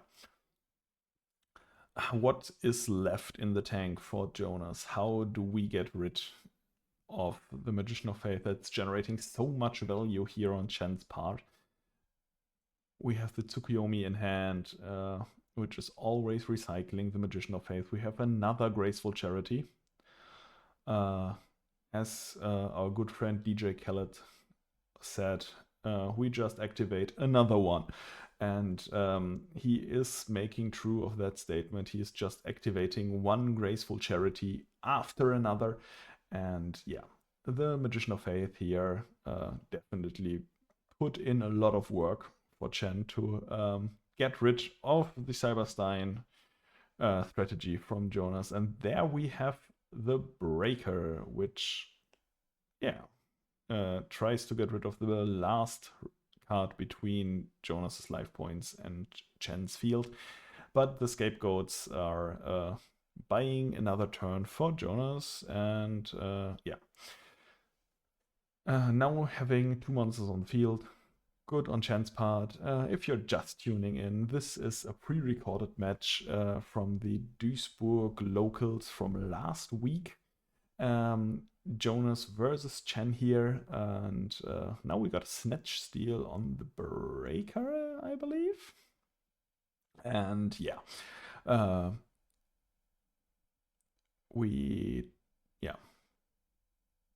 not quite sure if we should let this resolve, and yeah, there's a Ring of Destruction, which puts Jonas almost out of range to activate his Cyberstein if he gets it back from the graveyard. It's not that easy. The Sinister Serpent just comes back every turn, but Cyberstein is like a stone in the ocean. It sinks, and it's not that easy to recover from there.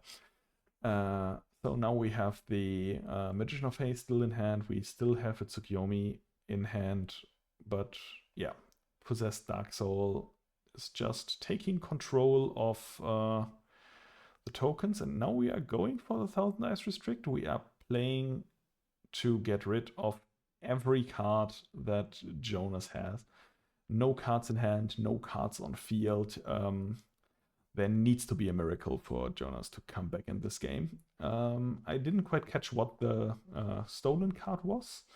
But we have Tsukuyomi, which is, yeah, looking, oh, it was a Morphing Jar. Morphing Jar would have been the card. That would have been the card. So, and now we have the first Chaos monster of the game. There is a Chaos Sorcerer hitting the field. And Delinquent Duo for the last card in hand. The exiled forces are not getting anything done here. They are exiled before there could be forces. And yeah, it's not looking good for Jonas. Flipping up the 1000 Ice Restrict and getting back the Tsukuyomi. It's really... Pot of Greed is the card that you want to draw, but what comes after, and there are no life points to pay for the Lily in hand, and there's no monster for the Jinzo. It's either over at this point. We can set something, maybe, but yeah, it's over at this point. And Chen is the winner of this game, but after activating Graceful Charity so many times, it's over. Yeah. Thanks for tuning in, and we will resume with our matches really soon.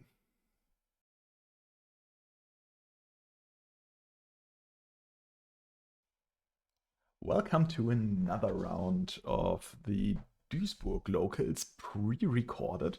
I'm here with the final between Just Rockin and Shen. Uh, yeah, um, both of these are playing out who is going to win the Duisburg Locals. Again, this is a pre-recorded match, and Just Rockin begins his turn by discarding a Thunder Dragon.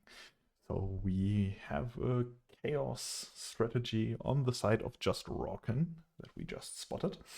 And then he sets one card and passes his turn, so Chen can start his turn. And Pot of Greed is always a good card to start off your turn. And Upstart Goblin is also a card that you want to see. Upstart Goblin indicates a Chaos Turbo strategy on the side of Chen.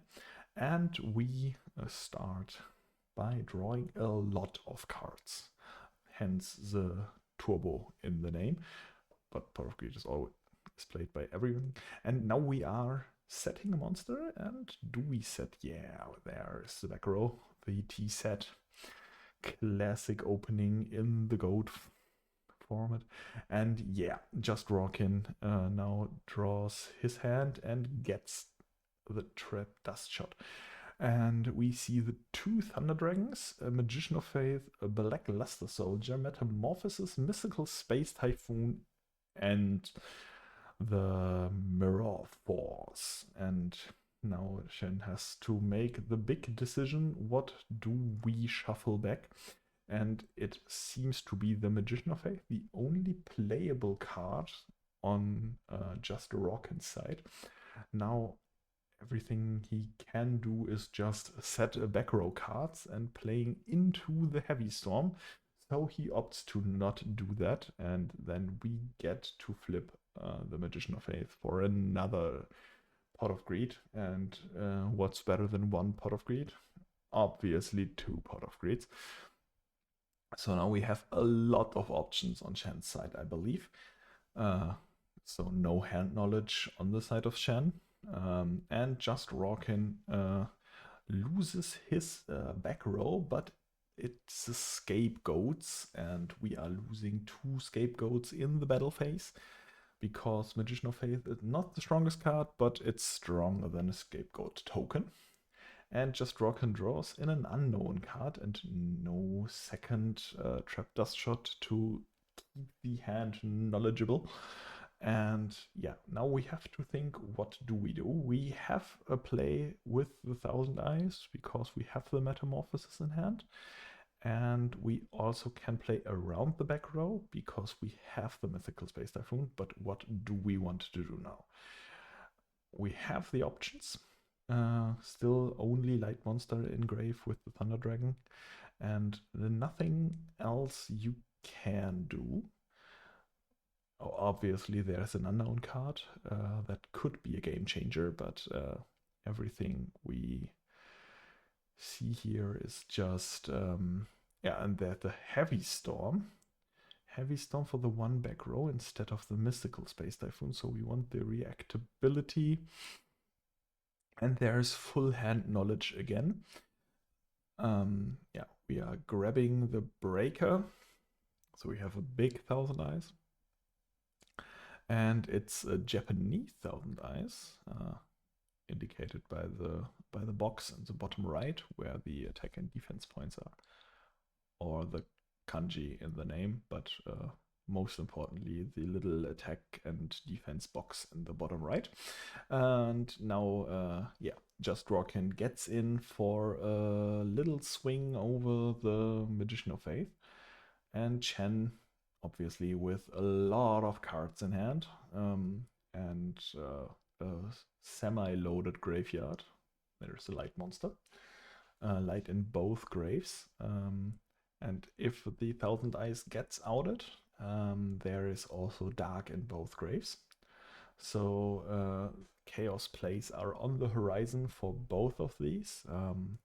Just Rockin, obviously, Metamorphosis in the main deck, so it's some kind of chaos control strategy we are seeing.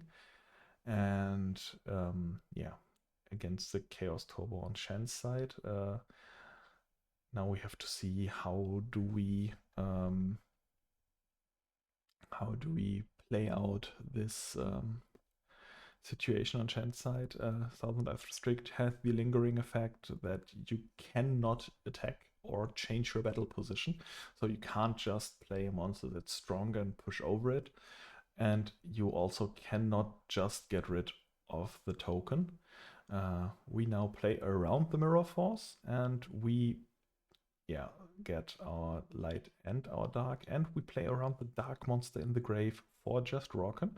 So we got our own chaos monster, and we prevented the dark in the grave on just Rockin's side. It's very good play, if you ask me. And then we got also a set monster, which obviously in the Chaos Turbo could be a Dekoichi or a Spy or a Spy or a Magician of Faith. All of these cards could be good on the side of just Rockin. Maybe it's a bait set. That's also always a possibility. Now the question, do we flip it? Is it a flip monster? Is it a good flip effect that just Rockin can use? Or do we... Okay. No, I was just a little bit confused about the token. But yeah. How do we handle the flip monster? We got another face down card. And... I lost count whose turn. Okay, yeah. Chen just noblemans his own set monster, and it is a Night Assailant. Oh, I totally forgot about that card. And there is the Kaiku. Kaiku prevents Chaos Plays from just Rockin's side. Because Kaiku has the lingering effect that you cannot banish cards from the graveyard, and it also gets rid of the light monster in just Rockin's graveyard. So just Rockin now has to discard his Thunder Dragon for free from hand if he needs one, but it's like a -1. So yeah, do you really want to do it? And we just opt to set another back row, but we still have Heavy Storm on Chen's side. Only just Rockin used his Heavy Storm yet. So yeah. And we push for another 1800 and 2300. And now just Rockin is on measly 800 life points. How will he come back? What is his desired card to draw? And his turn starts now, I believe. It should start. Yeah, okay, there is an end phase Mythical Space Typhoon. We knew it was there, we didn't know where it was.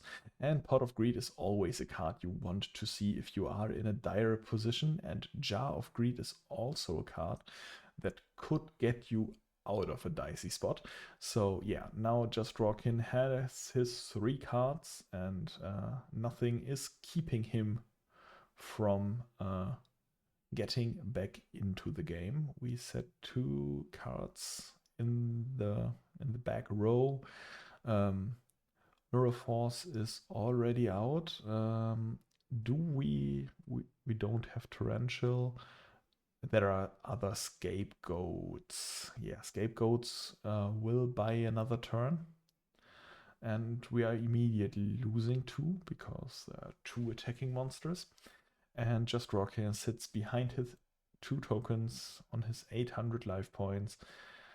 It's a dire situation, but good duelists can maneuver out of this. So just Rockin, he's in the finals of this pre-recorded Duisburg Locals final, and he is here with a reason, and that's because he has faced these situations before.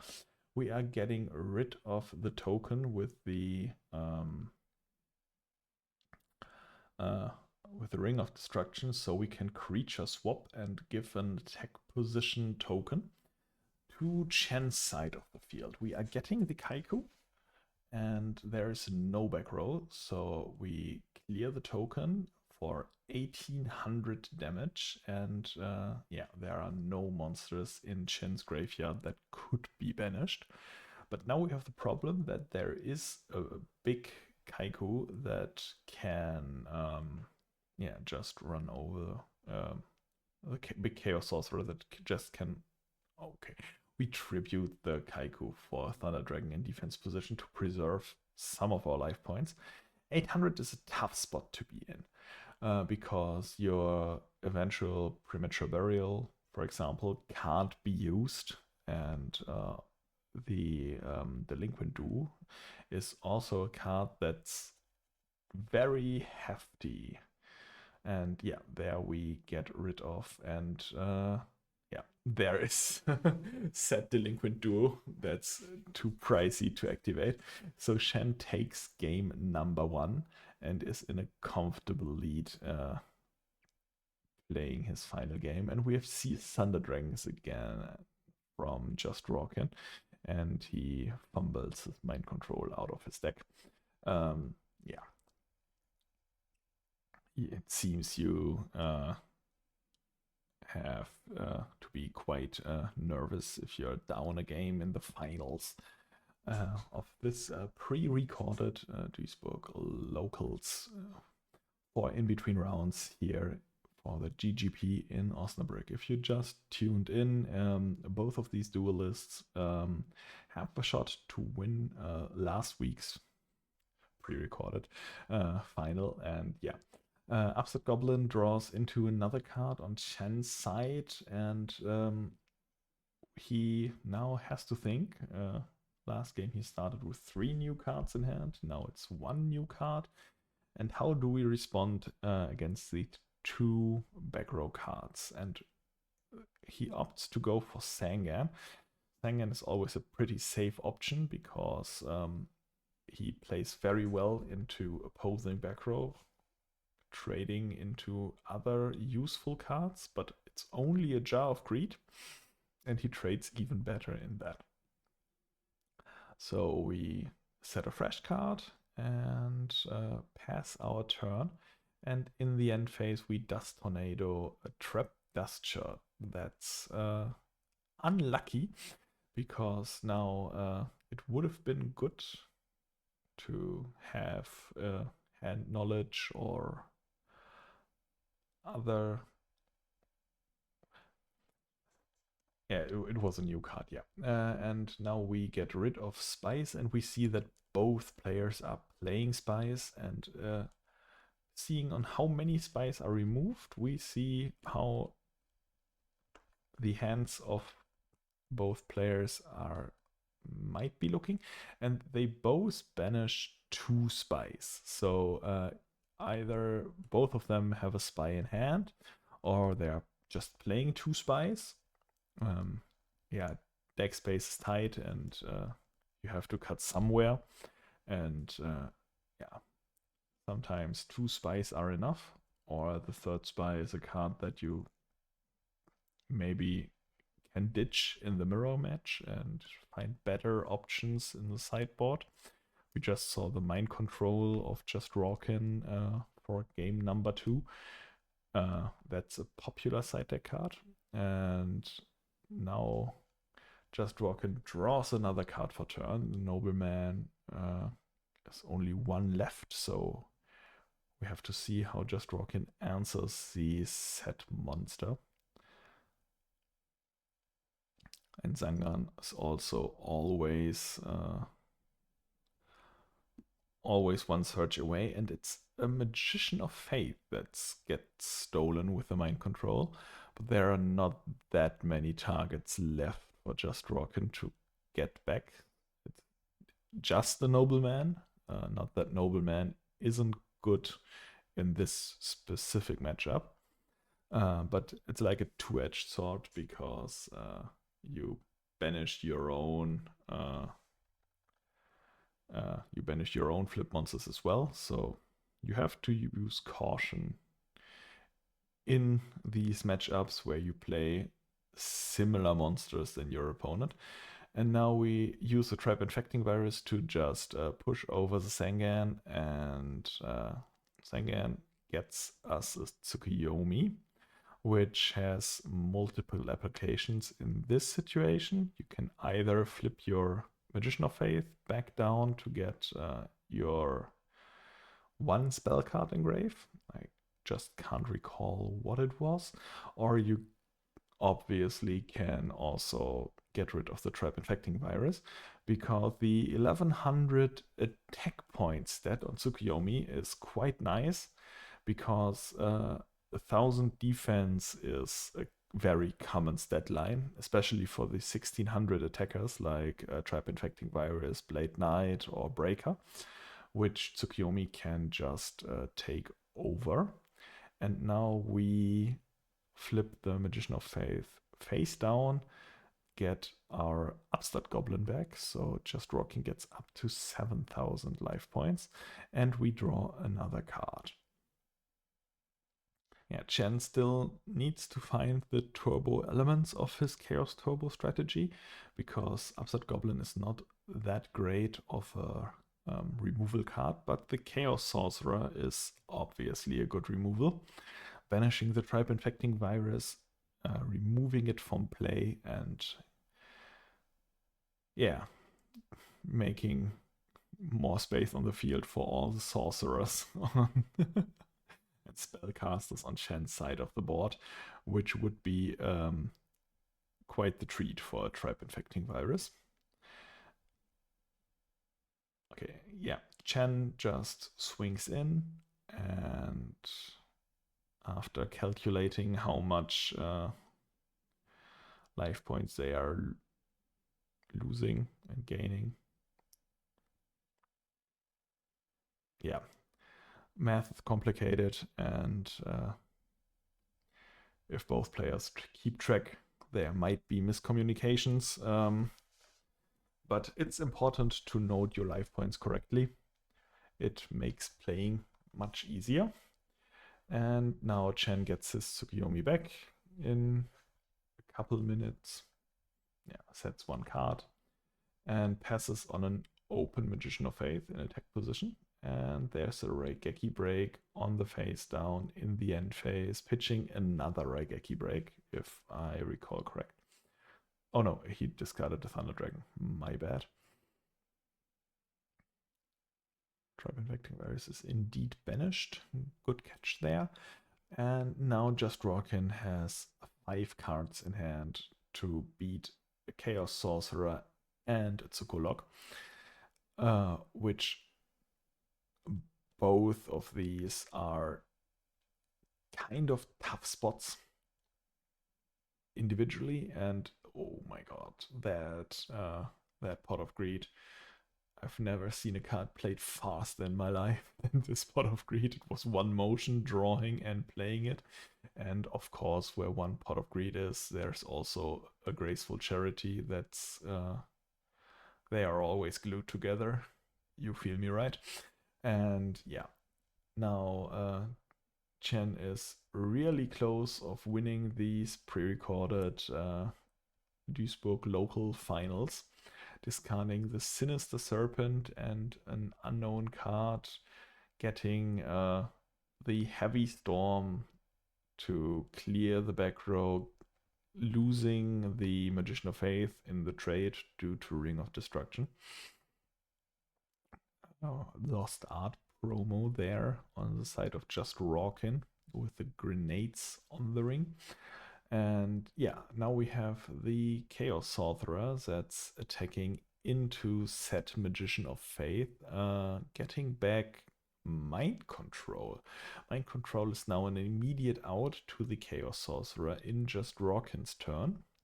And now Chen has to think about the setup in which he can maybe close out this game in the next turns, because Just Rockin got out of the tight spot, but is still not out of the water here. So yeah, Chen just sets another card, sets the back row, and Just Rockin now has to think and gets immediately checked by the trap dust shot.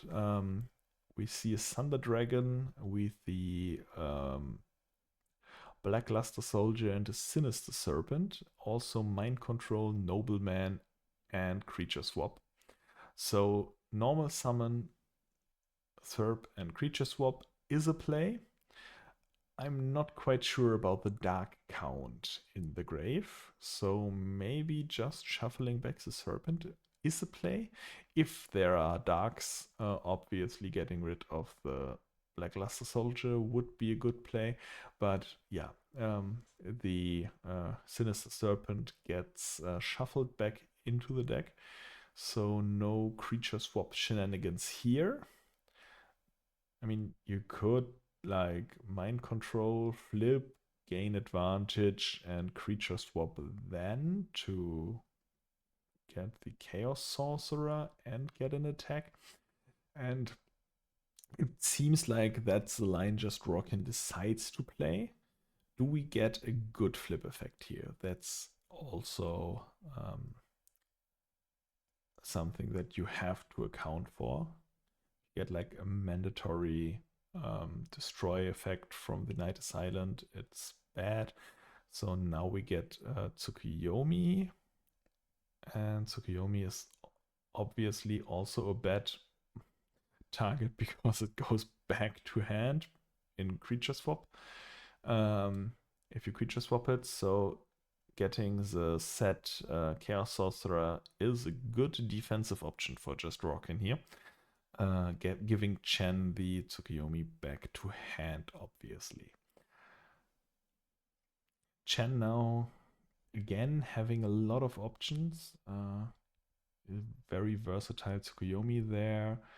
And a lot of unknown cards. I mean, he had Graceful Charity and Pot of Greed earlier. Drew 2 cards with Upstart Goblin and is still setting cards, waiting for his turn to end the board. All cards in play are chance cards. Just Rockin is just living in chance world here. And he's thinking about his cards in hand. 4 cards in hand. We know about 2 of them. We have the Blackluster Soldier and a Thunder Dragon in hand, and a Nobleman, if I'm correct. So we know 3. We know 3. And there's the one he drew for turn, obviously. Nobleman on the set card, getting rid of the Sinister Serpent that has no greater purpose in this game. And now we just attack with the Chaos Sorcerer. We have a lot of life points to tank 1 or 2 attacks from Chaos Sorcerer easily at this point. There's no rush. And Shen still thinks about responding and has a Ring of Destruction.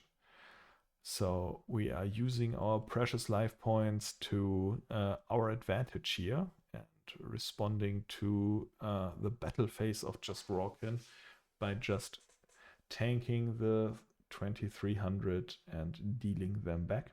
And just Rockin just has 1 set card.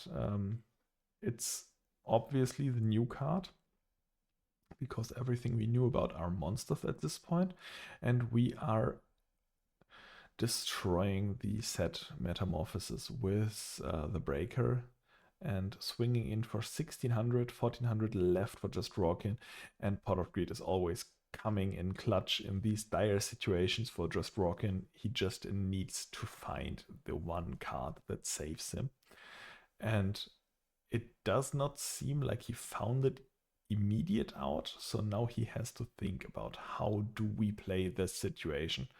Chen in a very comfortable position, 1 game up, 3000 life points up, even in cards in hand, and +2 in card advantage.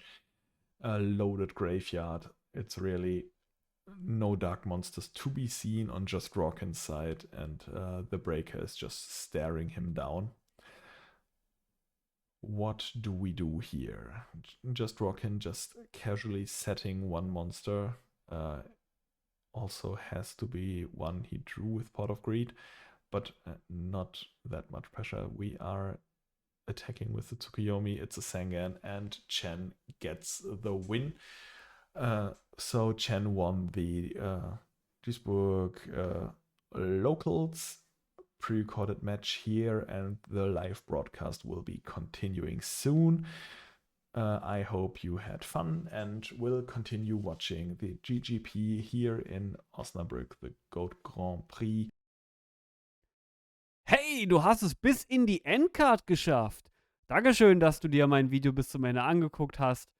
Und falls du den Kanal noch nicht abonniert hast, dann lass doch super gerne ein Abo da. Like das Video, wenn es dir gefallen hat. Lass einen Kommentar da. Ich versuche auf jeden Kommentar zu antworten. Und hier siehst du die Playlist, die zu diesem Video passt, sowie ein weiteres Video, was dir gefallen könnte.